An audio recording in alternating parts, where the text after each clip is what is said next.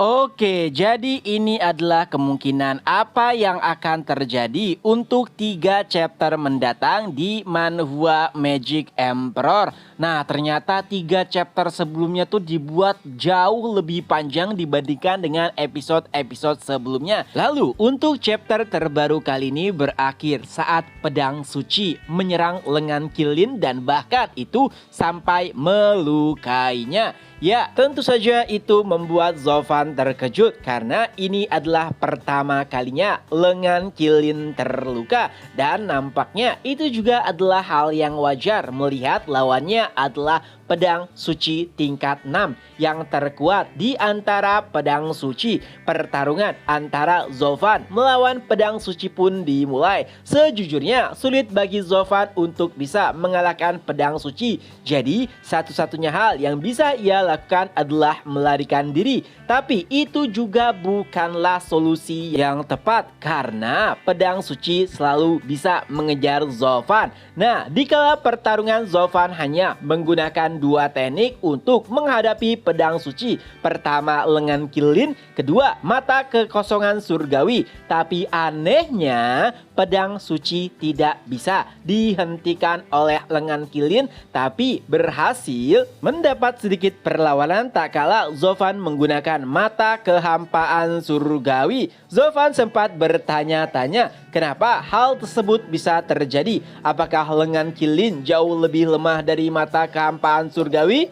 Ternyata jawabannya tidak. Zovan menggunakan mata kehampaan surgawi untuk menyerang dinding-dinding gua dan hasilnya gua hanya bergetar saat Zovan menggunakan lengan Kilin. Dinding gua sampai berlubang. Itu menandakan bahwa lengan Kilin memang jauh lebih kuat dibandingkan dengan mata kehampaan surgawi. Tapi hanya mata kehampaan surgawi yang bisa menangani pedang suci. Setidaknya itulah solusi yang bisa Zovan simpulkan sejauh ini. Jadi Zovan pun menggunakan teknik ketiga dari mata kehampaan surgawi yaitu World Mirage untuk menjebak pedang suci dan ternyata itu berhasil. Nah, ada satu cara untuk bisa menangani pedang suci yaitu menghancurkan roh suci yang tinggal di pedang suci. Dengan begitu kekuatan pedang suci akan menurun secara signifikan.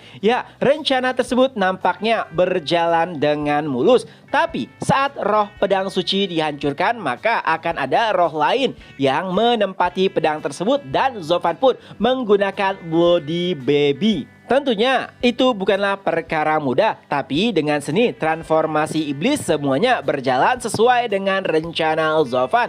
Kini roh suci yang sebelumnya menempati pedang suci sudah disingkirkan dan diganti dengan Bloody Baby. Dengan begitu Zovan telah mendapatkan sesuatu yang sangat-sangat berharga. Bahkan di kehidupannya yang lalu Zovan belum pernah memiliki senjata suci kelas 6. Ini adalah sebuah jackpot yang tak terduga. Awalnya Zovan hanya ingin melihat susunan yang menyimpan atau menjaga batu suci. Siapakah yang membuatnya dan bagaimana bentuk susunan tersebut? Tapi setelah menelitinya, nampaknya susunan tersebut dibuat oleh seseorang yang menciptakan susunan di dalam Lighting Canyon. Tapi walaupun mendapatkan banyak keuntungan, lengan Kilin Zovan sama sekali masih belum sembuh. Ya, Zovan tidak tahu apakah penyembuhannya yang melambat atau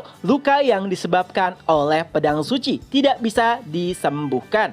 Nah, setelahnya Zovan pun kembali melakukan sedikit penelitian terhadap susunan yang menyimpan batu suci. Sebuah kesimpulan pun didapatkan bahwa susunan tersebut tidak bisa dihancurkan walaupun Zovan telah melakukan berbagai macam cara. Jadi Zovan pun memilih untuk menyerah dan akan kembali melanjutkan penelitian jika ia telah melampaui kekuatan dari dunia fana. Tapi Tapi agar tindakannya tidak ketahuan, Zofan pun kembali merapikan gua yang sebelumnya telah hancur lebur ataupun berantakan. Setelahnya Zofan pun menggunakan titik buta dari tiap susunan dan berhasil keluar dari susunan suci. Untungnya naga kembar yang diagungkan tidak menyadari apa yang telah dilakukan oleh Zofan, tapi tetap saja luka di lengannya pasti akan menimbulkan kecurigaan. Apalagi belum ada lawan yang layak bagi Zofan sehingga ia bisa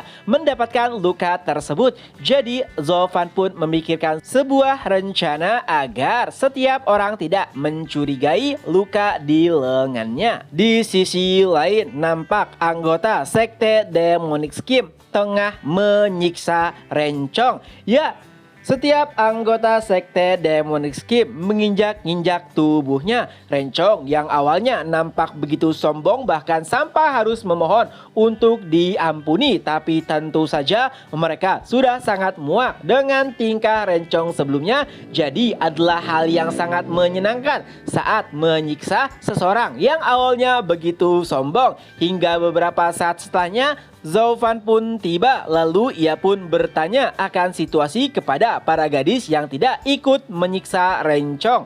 Dan seseorang pun menjelaskan seluruh anggota sekte Heaven Trailing telah disingkirkan kecuali Rencong. Dan tentu saja itu adalah hal yang paling tepat karena jika membunuh Rencong maka sekte Heaven Trailing pastinya tidak akan tinggal diam, mengingat Rencong adalah putra dari pimpinan sekte mereka. Tapi Zofan penasaran kenapa para gadis tidak ikut menyiksa Rencong. Apakah karena mereka merupakan seorang gadis dan menghindari tingkah-tingkah keji? Tapi dahulu bahkan Yuling jauh lebih kejam dan tidak kenal ampun tak kala menjadi bos di kantor buruh ataupun kantor pekerja. Yuling hanya terdiam. Lalu saat Zofan menuju anak-anak yang tengah menyiksa Rencong, akhirnya Zofan pun mendapatkan kenapa para gadis tidak ikut menyiksa Rencong, karena ternyata pakaian Rencong telah dilucuti. Ya, Zofan bahkan tidak menyangka jika Rencong diperlakukan begitu hina, yang mana tindakan tersebut ditonton oleh orang banyak. Tapi Kuilang berkata itu adalah hal yang menyenangkan dan Rencong pantas untuk mendapatkannya. Nah, karena belum puas, Kuilang kembali ingin menghajar Rencong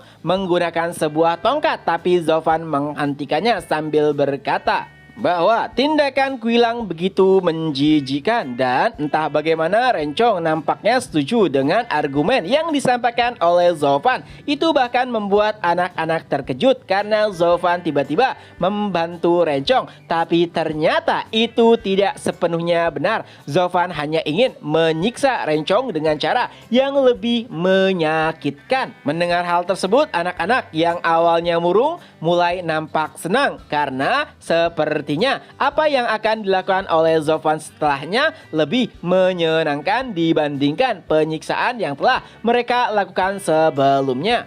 Awalnya Zofan akan menggunakan lengan kilinnya, tapi nampaknya Zofan merasakan sesuatu yang salah. Jadi ia pun terhenti sejenak dan tak lama kemudian juri pun mengumumkan bahwa pertarungan telah usai. Tentu saja itu membuat anak-anak kecewa karena mereka harus berhenti membuli Rencong. Tapi sebelum meninggalkan arena pertarungan, Zofan pun mengatakan hal yang begitu menyakitkan kepada Rencong, yang mana itu hanya meninggalkan luka juga trauma yang begitu dalam. Setelahnya Rencong pun kembali mengenakan pakaian yang ia simpan di dalam cincinnya. Lalu ia pun meninggalkan tempat pertarungan sambil menunduk dengan wajah begitu menyedihkan. Beberapa saat setelahnya, bahkan para penguji sama sekali tidak menikmati pertarungan sebelumnya karena tidak hanya melakukan pembantaian sepihak, Sekte Demonic Scheme juga mempermalukan lawannya begitu dalam. Dan setelahnya para peserta pun berbaris di samping dewan juri. Rencong hanya bisa menunduk ketakutan. Ia bahkan tidak berani menatap para lawannya. Penatuaki yang berada di sampingnya nampak begitu murka dengan apa yang telah dilakukan oleh orang-orang anggota Sekte Demonic Scheme. Tapi sayangnya ia juga tidak bisa membalas tindakan tersebut. Lalu dewan juri pun memutuskan pertarungan berakhir dengan kemenangan Sekte Demonic Scheme karena dari 10 lawan yang dikirim 10 keluar dengan selamat. Adapun Sekte Heaven Trailing dari 10 yang dikirim hanya tersisa 1 orang saja. Lalu juri pun bertanya kepada Sekte Demonic Scheme apakah mereka akan melakukan pertarungan selanjutnya melawan posisi kedua, yaitu Sekte Jiwa Iblis. Jika ya, apakah pertarungan akan dilakukan saat ini ataupun 3 hari ke depan? Zofan pun menjawab jika mereka akan terus melanjutkan pertarungan dan akan dilakukan secara langsung karena mereka bahkan belum mengeluarkan keringat. Setelah mendapatkan jawaban dari Sekte Demonic Scheme, juri pun bertanya kepada Sekte Jiwa Iblis apakah mereka akan menerima tantangan dari Sekte Demonic Scheme. Dan yang mengejutkan adalah Han Yunfeng menerima tawaran tersebut. Ya, itu adalah hal yang sedikit berbeda dengan apa yang dikatakan oleh Han Yunfeng sebelumnya,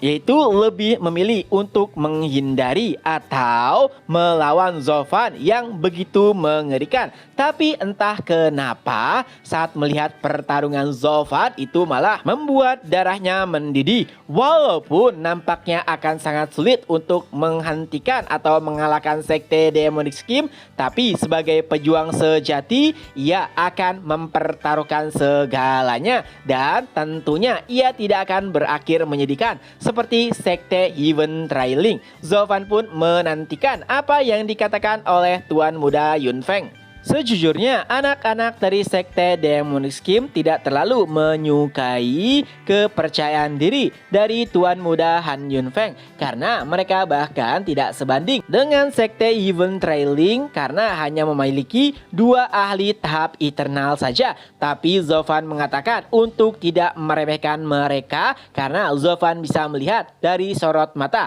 seluruh anggota Sekte Jiwa Iblis. Mereka seperti petarung sejati yang tidak akan mundur hanya karena lawannya lebih kuat, yang berarti mereka sudah siap mati saat menerima tantangan dari Sekte Demonic Scheme. Nah, setelah mendengar perkataan Zofan, entah bagaimana seluruh anggota Sekte Demonic Scheme mulai mengingat siapakah mereka tepat sebelum bertemu dengan Zofan, yang mana jika Zofan tidak masuk Sekte Demonic Scheme, mereka mungkin akan sama seperti Sekte Jiwa Iblis, bertarung hanya untuk mati. Karena sebagai kultivator sejati lebih baik mati daripada dihinakan. Dan karena 2 kelompok sudah siap, juri pun meminta mereka untuk memasuki dimensi Sumeru. Setiap anggota pun mulai memasuki gerbang dimensi. Adapun Zofan, ia masuk pada barisan terakhir menunggu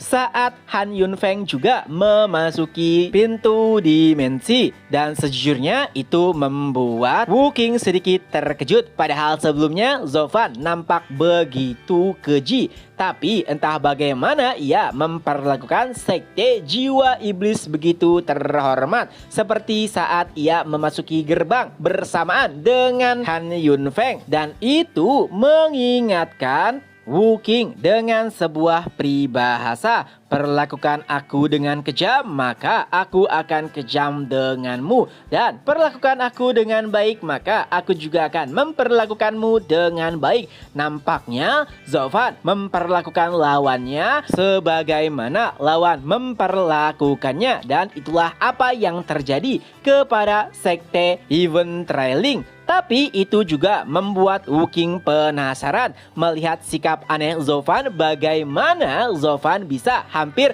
membunuh Yanmo. Ia pun menanyakan hal tersebut kepada Yanmo dan Yanmo pun menjawab itu bukan urusanmu, dan itu malah membuat Wukong lebih penasaran sebenarnya apa yang telah dilakukan Yanmo kepada Zofan. Di dalam arena pertarungan, kedua kelompok pun saling berhadapan. Lalu Zofan pun maju sambil berkata, karena tidak ada dari kalian yang bisa melawanku, maka aku tidak akan ikut bertarung. Ya, itu adalah pernyataan yang mengejutkan karena sangat bertolak belakang dengan apa yang Zofan sampaikan sebelumnya. Sebelumnya Zofan seperti sangat menghormati sekte jiwa iblis, tapi dengan perkataannya itu sama halnya dengan meremehkan mereka karena tidak akan ikut bertarung. Wukong bahkan sampai bertanya-tanya apakah Zofan sebenarnya telah mempermainkan sekte jiwa iblis dari awal? Tapi sebenarnya bukan itu alasan Zofan. Ia bukan tidak ingin bertarung, melainkan tidak bisa karena Zofan masih merasakan rasa sakit di lengannya dan itu membuatnya sulit untuk bertarung. Karena jika para juri termasuk naga ganda yang diagungkan melihat kondisinya yang tiba-tiba terluka parah, pasti akan langsung menciptakan sebuah kecurigaan. Nah, sebenarnya rencana Zofan adalah untuk berhadapan dengan sekte Dewa Pedang, tapi ternyata sekte jiwa iblis yang awalnya tidak akan bertarung lebih memilih untuk bertarung. Itulah alasan kenapa Zofan tidak akan bertarung, mengingat dirinya masih terluka dan seluruh anggotanya masih bisa mengalahkan sekte jiwa iblis tanpa bantuannya. Dengan begitu, setelahnya ia akan bertarung melawan sekte Dewa Pedang, yang mana kekuatan Yanmo setara dengan 3 sekte peringkat atas, yang itu berarti jika Zofan berhadapan dengan mereka, ia bisa berpura-pura terluka karena serangan dari Wen Tao. Dengan begitu, tidak akan ada orang yang mencurigai bagaimana lengannya terluka dan chapter pun berakhir. Nah, itulah kelanjutan dari Manhwa Magic Emperor berdasarkan novelnya. Semoga terhibur. Ketemu lagi di next video. Bye bye.